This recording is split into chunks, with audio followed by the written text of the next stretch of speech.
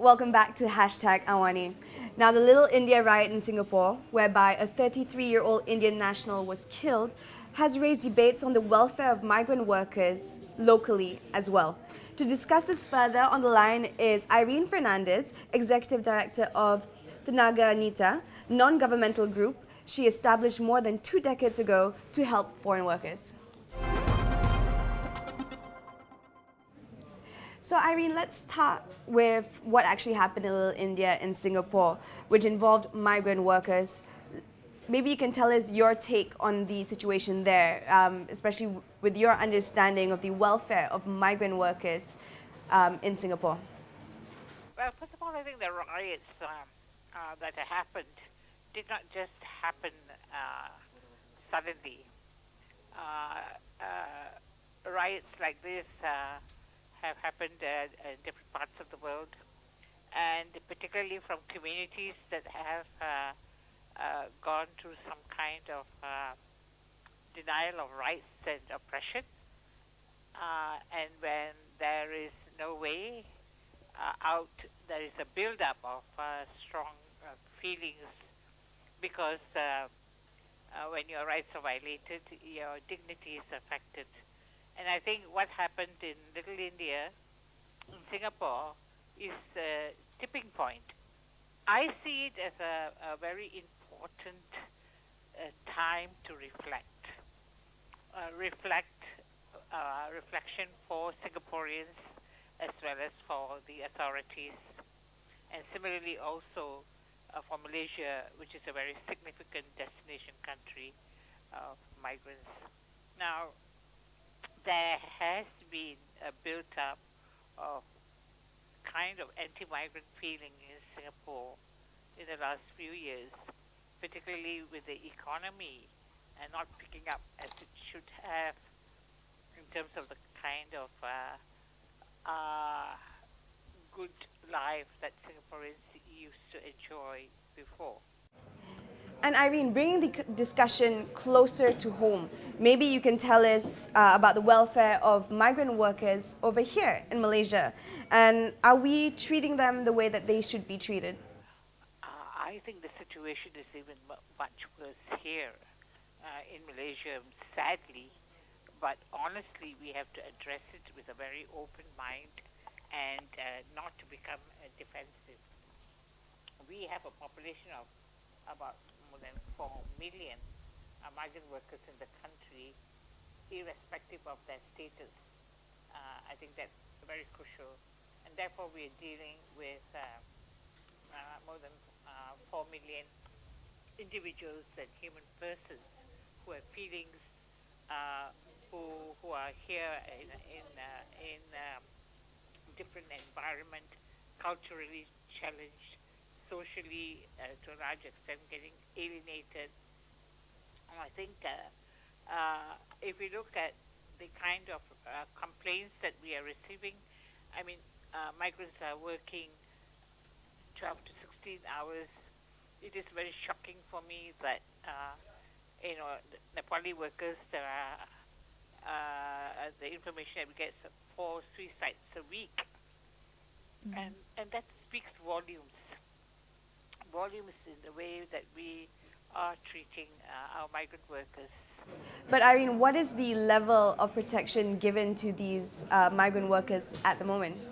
Domestic workers that we have in our homes.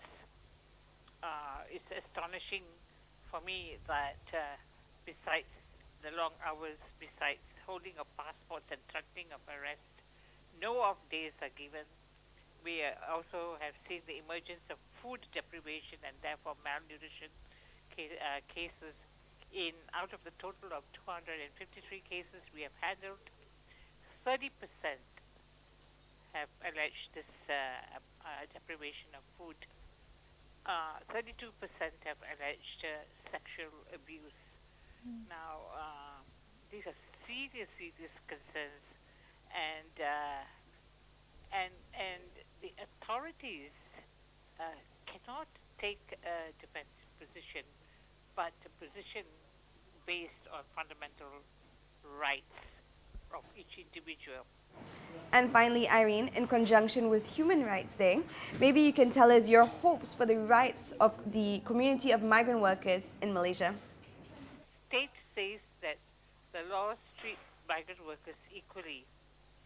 The law as such, labor laws does not discriminate, but the implementation and enforcement is very fundamental. That's one.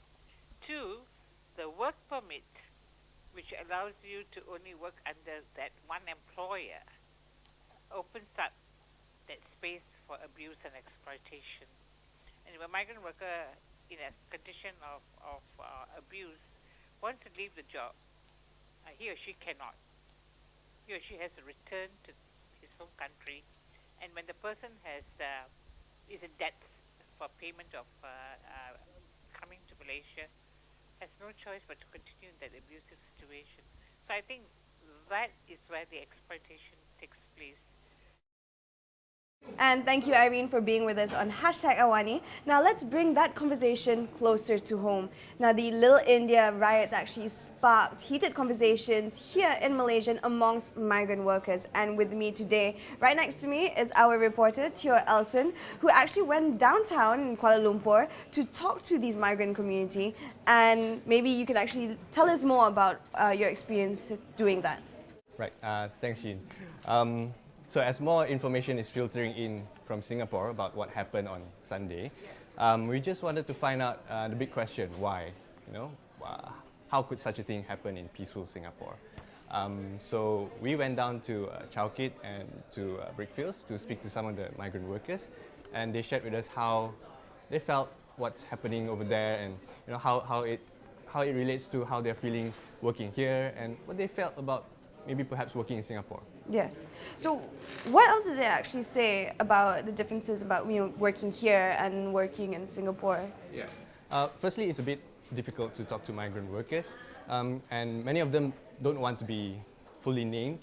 But many of them do feel that Singapore is a better place in a certain sense, such as perhaps there's better pay, the money is, and services such as healthcare and all that, they have that. But having said that, a lot of them are very happy working in Malaysia, and but they do, tell us problems that they face. And one of the people I spoke to was an activist, and he works with workers, migrant workers, and he solves their problems. Basically, he says that exploitation of foreign workers is basically a global phenomenon, and it's the same in Singapore and in Malaysia.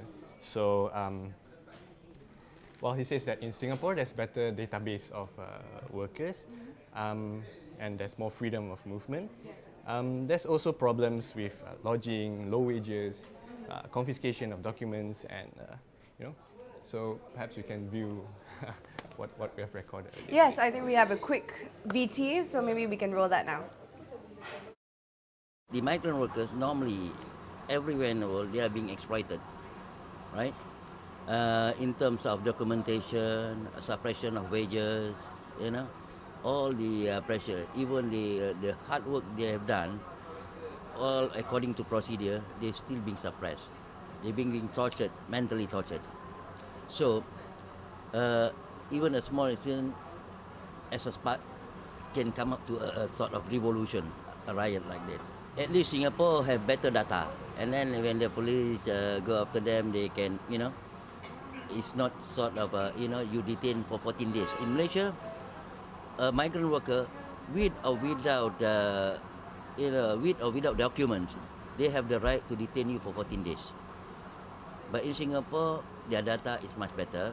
So when they were detained, they get released because even though they have only employment pass, a card holding, they can move around. Orang Macita, kita memang tak